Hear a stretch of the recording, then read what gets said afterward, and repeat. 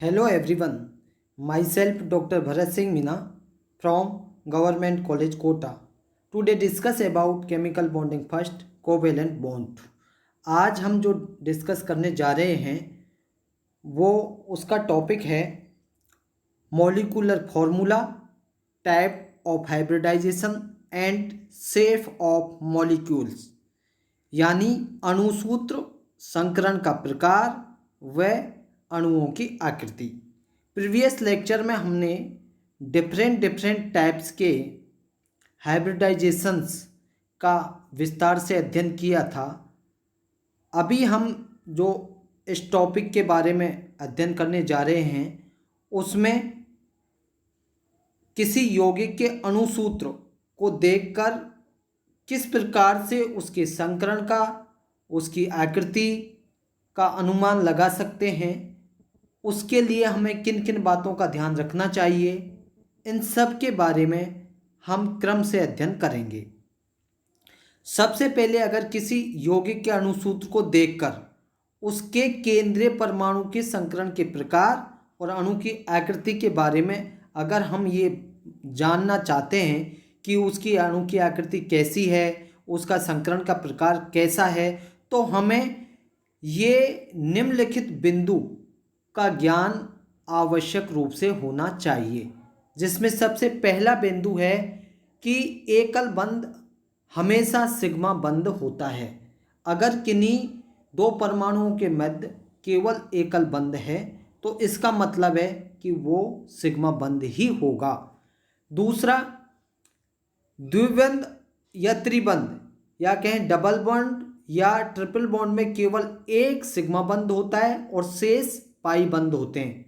यहाँ ये ध्यान रखना चाहिए कि अगर दो परमाणुओं के मध्य डबल बॉन्ड है या ट्रिपल बॉन्ड है, डबल बॉन्ड हो या ट्रिपल बॉन्ड हो, उन दोनों ही बॉन्ड में केवल सिग्मा बॉन्ड की संख्या एक एक होगी।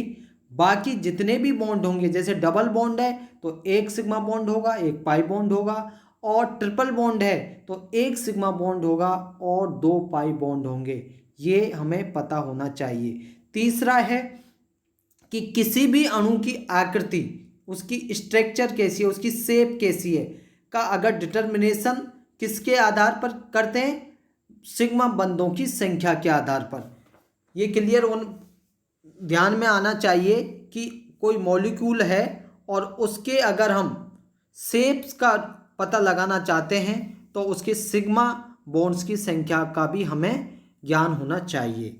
अणु की आकृति हमेशा सेंट्रल एटॉम के बिहाफ पर डिसाइड होती है और ओनली सेंट्रल एटम्स के लिए संकरण की कॉन्सेप्ट ही लागू करते हैं। ध्यान रहे कि जो आकृति डिसाइड होती है वो केंद्रीय परमाणु से होती है और केंद्रीय परमाणु के लिए संकरण की अवधारणा को ही लागू करते हैं।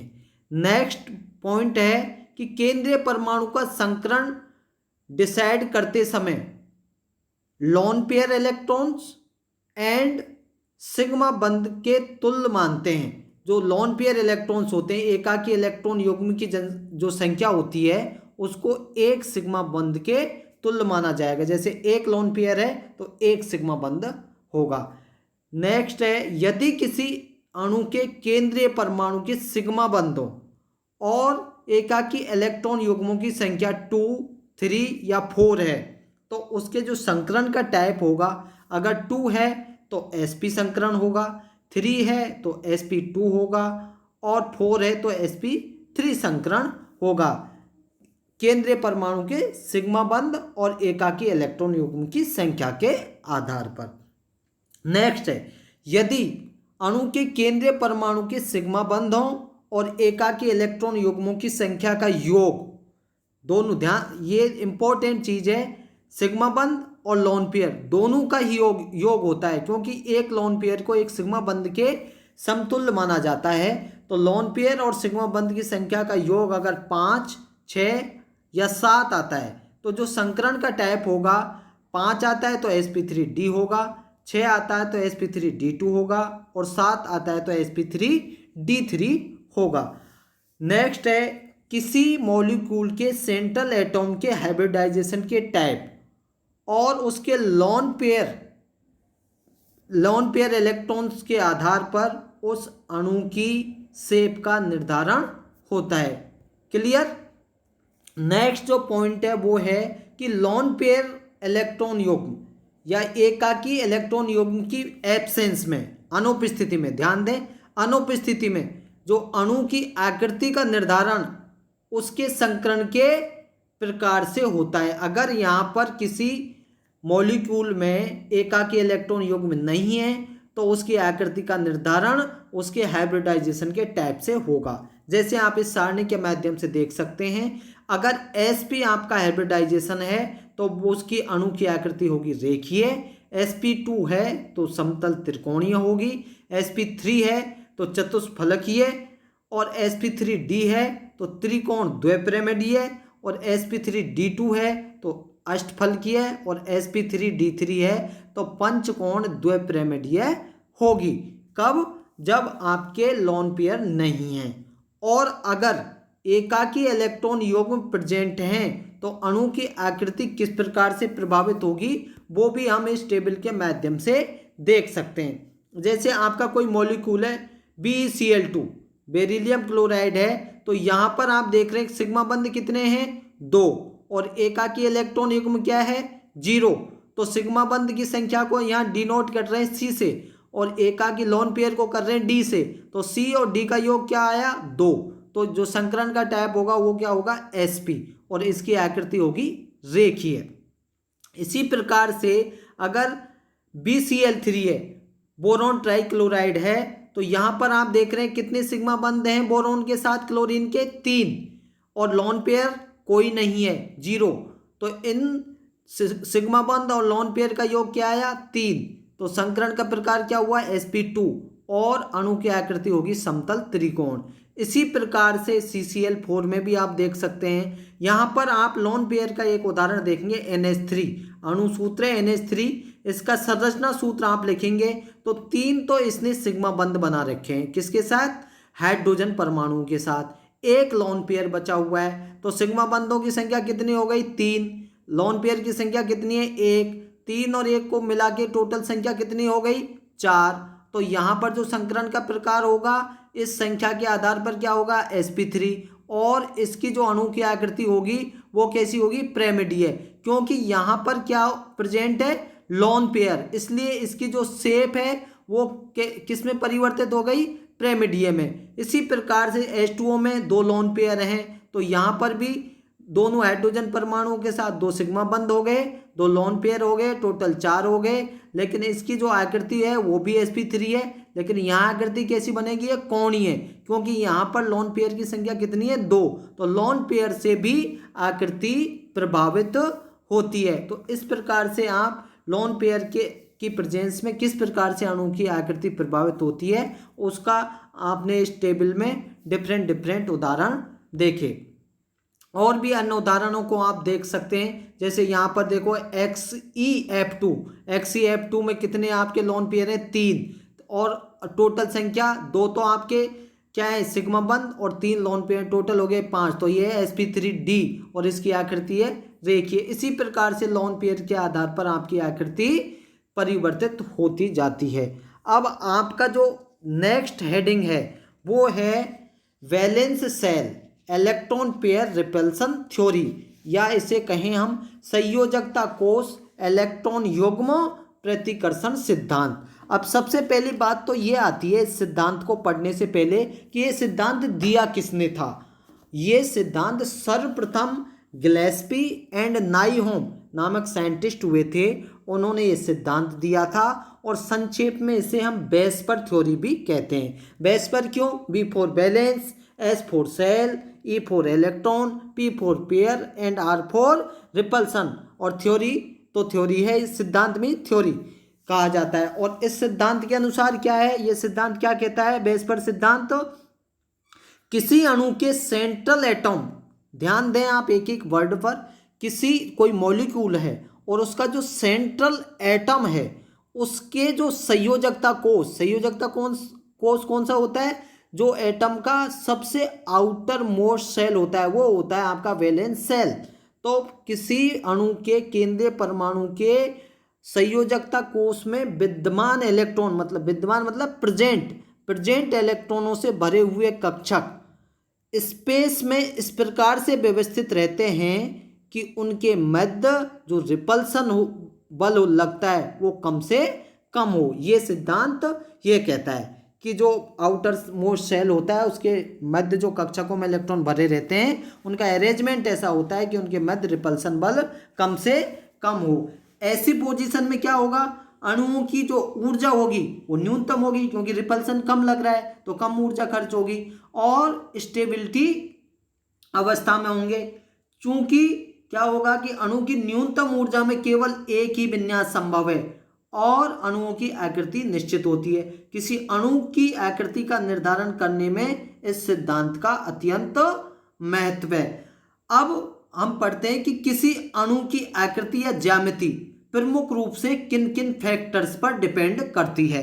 तो उसमें जो पहला फैक्टर है वो है आपका केंद्रीय परमाणु के संकरण का प्रकार।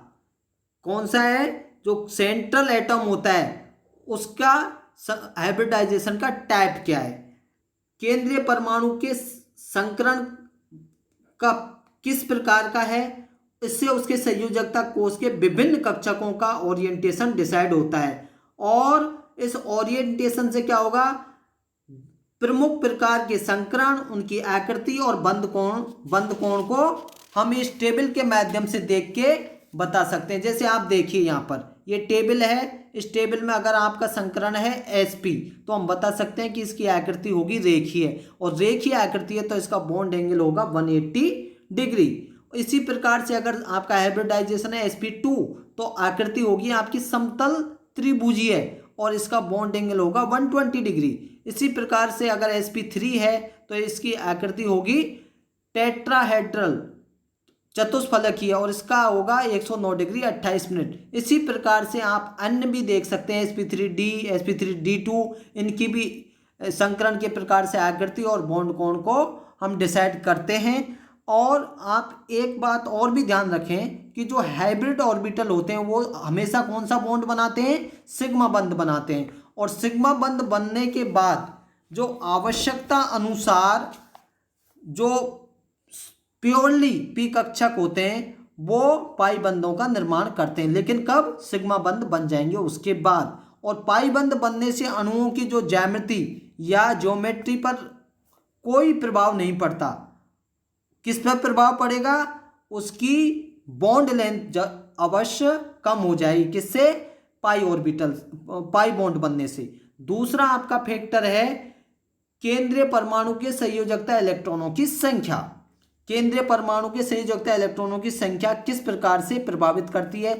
अगर हाइब्रिड ऑर्बिटल में इलेक्ट्रॉनों के वितरण के पश्चात उनके अयुग्मित इलेक्ट्रॉन युक्त कक्षक अन्य परमाणुओं के ऐसे ही परमाणु कक्षकों के साथ ओवरलैपिंग करके सिग्मा बंध बनाते हैं। एक तो ये बात ध्यान होनी चाहिए, अयुग्मित इलेक्ट्रॉन क्या करेंगे, उसी टाइप के अन्य परमाणुओं के अयुग्मित इलेक्ट्रॉनों के साथ ओवरलैपिंग करके सिग्मा बंध बनाएंगे। जबकि जो पेयर्ड इलेक्ट्रॉन होंगे, युग्मित इलेक्ट्रॉन युक्त कक्षक क्या करेंगे, लॉन पेयर इलेक्ट्रॉन युग्म के रूप में ही प्रेजेंट रहेंगे। जैसे अगर आप इस टेबल के माध्यम से देखें तो आप देखिए यहाँ पर आपका संकरण का प्रकार है CH4 में sp3 और संयोजकता इलेक्ट्रॉनों की संख्या कितनी है, 4, बंधों की संख्या कितनी है, 4, और यहाँ पर अयुग्मित लॉन पेयर कितने, 0, CH4 में कोई लॉन पेयर नहीं है, तो इसकी जो आकृति होगी वो होगी चतुष्फलकीय। लेकिन अगर आप NH3 में देखेंगे तो आप यहाँ देखेंगे संकरण का प्रकार NH3 का भी sp3 है, लेकिन संयोजकता इलेक्ट्रॉनों की संख्या कितनी है, यहाँ पर 5 है, और सिग्मा बंधों की संख्या कितनी है, 3। 5 कैसे है, क्योंकि 3 तो सिग्मा बंध बना रहे हैं और 2 लॉन पेयर के रूप में बच जाते हैं। एक लॉन पेयर होता है जिसमें 2 इलेक्ट्रॉन होते हैं, तो टोटल 5 इलेक्ट्रॉन हो गए, और बंधों की सिग्मा बंधों की संख्या 3 हो गई, और एकाकी इलेक्ट्रॉन युग्म की संख्या कितनी है, 1। तो इसकी जो आकृति लॉन पेयर की वजह से प्रभावित हुई तो उससे क्या हो गया, ये पिरामिडीय, जबकि था ये sp3 संकरण, लेकिन लोन पेयर के कारण इसकी आकृति पिरामिडीय हो गई और ये इस प्रकार से इसकी आकृति आपको दिखाई दे रही है। इसी प्रकार से H2O देखें तो H2O में लोन पेयर की संख्या और अधिक है, यहाँ पर 2 लोन पेयर हैं, जबकि संकरण आपका sp3 है और इलेक्ट्रॉन अगर संयोजकता कोष में देखें तो 6 हैं, लेकिन सिग्मा बंधों की संख्या 2, लोन पेयर की संख्या 2, तो यहाँ पर जो आकृति अणु की होगी वो होगी कोणीय। ये देखो ये कोण के जैसे आपको H2O की आकृति दिखाई दे रही है। इसी प्रकार से जो इसका तीसरा टाइप है, फैक्टर है जो किसी अणु की आकृति या ज्यामिति को प्रभावित करता है, वो है केंद्रीय परमाणु पर प्रेजेंट अबंधी इलेक्ट्रॉन युग्मों की संख्या। अबंधी इलेक्ट्रॉन युग्मों की संख्या किस प्रकार से प्रभावित करती है? सेंट्रल एटम के जो बंधी इलेक्ट्रॉन के साथ साथ अबंधी इलेक्ट्रॉनों की संख्या भी अणु की आकृति को प्रभावित करती है। और अष्टक नियम का पालन करने वाले अगर सरलतम एग्जाम्पल देखें तो वो है आपका नियोन, फ्लोराइड आयन और ऑक्सीजन O2- का। अगर हम यहाँ पर उदाहरण दें, देखो आप ये देखिए इनका डायग्राम, ये नियोन है, ये F- है और ये O2- है। तो आप इसमें क्या देखेंगे, इन सभी में विपरीत चक्रण वाले इलेक्ट्रॉनों का एक एक जोड़ा, ये देखिए विपरीत चक्रण वाले, ये देखिए ये कैसा है, अपर डायरेक्शन में इसकी नॉब है, इसकी लोअर है, ऐसे इसकी नियोन की तरफ है, इसकी अपोजिट है, ऐसे ही फ्लोराइड आयन में, ऐसे ही ऑक्सीजन O2- में है। तो इन सब के विपरीत चक्रण वाले एक एक जोड़ा चतुष्फलकीय आकृति में अरेंजमेंट है।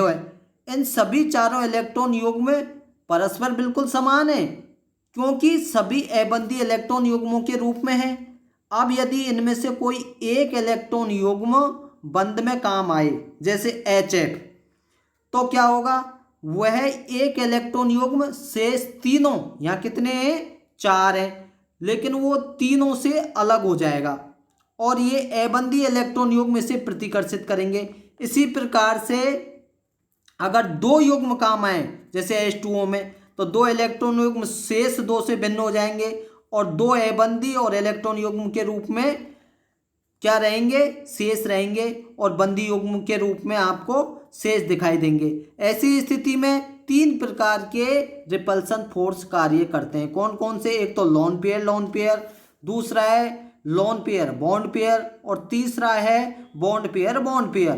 तो इनका जो क्रम है घटने का वो इस प्रकार से है, सबसे ज्यादा रिपल्सन करेगा लोन पेयर। आप देखिए सबसे ज्यादा रिपल्सन हो रहा है लोन पेयर के मध्य में, लोन पेयर की संख्या अगर अधिक है, और उससे कम हो रहा है लोन पेयर और बॉन्ड पेयर के मध्य में, और सबसे कम हो रहा है बॉन्ड पेयर के मध्य में। अगर बंधी इलेक्ट्रॉन युग्म में तो यहाँ देखिए आपको इस प्रकार की आकृति दिखाई दे रही है, और एक लोन पेयर है और अबंधी इलेक्ट्रॉन युग्म में तो इस प्रकार से आपको आकृति दिखाई दे रही है।